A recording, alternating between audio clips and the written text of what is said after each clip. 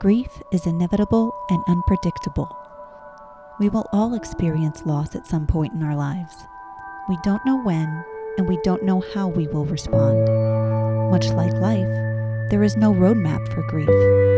But the more we begin to understand the thoughts and behaviors associated with grief, the more we can support those around us going through it, including children. This is a training guide to understanding children's grief, produced by Valerie's House, a place in Southwest Florida where children learn loss doesn't have to limit their dreams.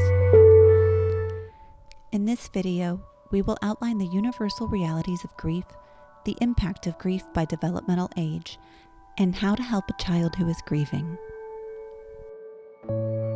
As we get started, it's important to understand that grief is universal.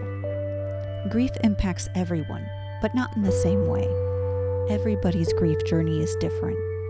There are 5 universal realities that go along with grief. Number 1, grief is personal. A child's relationship with the person who died is individualized.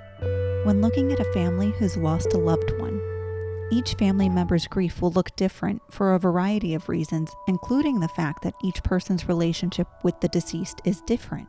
Number 2, grief is transitional. As we mentioned before, grief is a lifelong journey. It's not an illness that needs to be fixed. Grief will change or evolve as someone gets older. Number 3, grief is seen and unseen. Oftentimes, we only see a small portion of someone's grief. Valerie's House Program Director Amy Strom shares more on how children may hide their grief. It might be a mask or a facade that they let the real world see. A lot of times what the children say is that they're doing okay and that everything's great because that's what they think they're expected to say.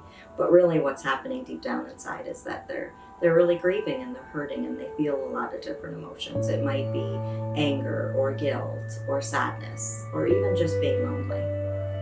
Number 4, grief is a shared experience. When an immediate family member dies, it affects the entire household. There may be a shift in responsibilities or routines in the house because of a particular loss. The final universal reality of grief is number 5. Grief is integral. It becomes part of who you are and is something that you carry through your lifetime. Moving on now to developmental ages. A child's experience with grief will be shaped by their developmental age or level of understanding. Let's break it down into 4 groups, beginning with preschool children. At this stage, they have not yet developed abstract thinking, so they don't understand that death is permanent. They may repeatedly ask questions like, "When is mom coming back?"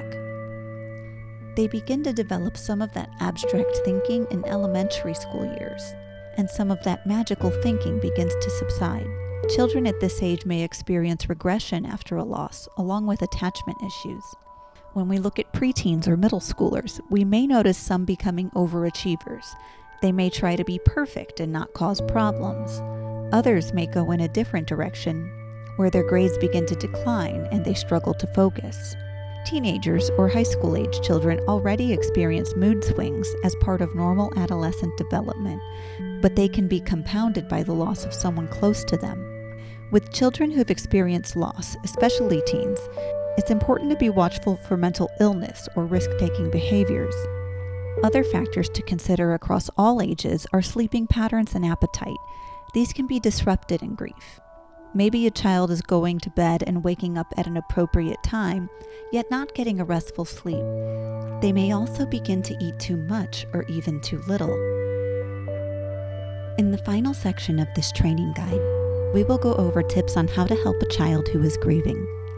First, let's look at what you do say or do. Do: listen without interrupting, interpreting, evaluating, or offering advice. Do acknowledge that you are aware of the death. Do reflect their own words to show you are listening.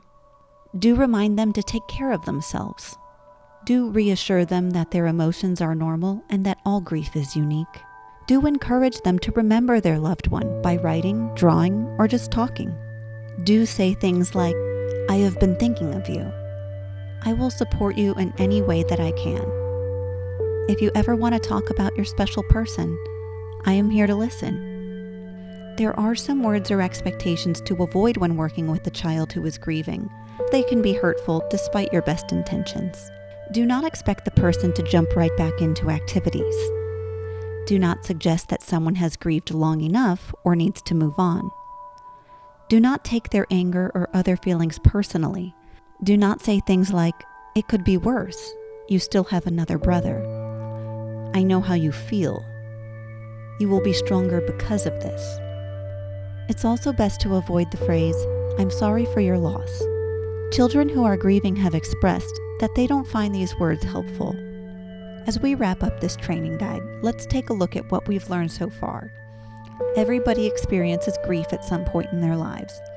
There are 5 realities that make grief an experience everyone can relate to, but there are also factors like age and understanding that make grief a very individual experience.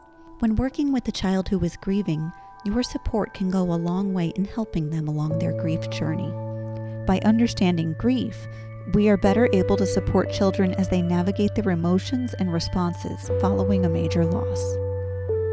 For more information on how to support a grieving child or Valerie's House Grief Support Programs, visit www.valerieshouseswfl.org.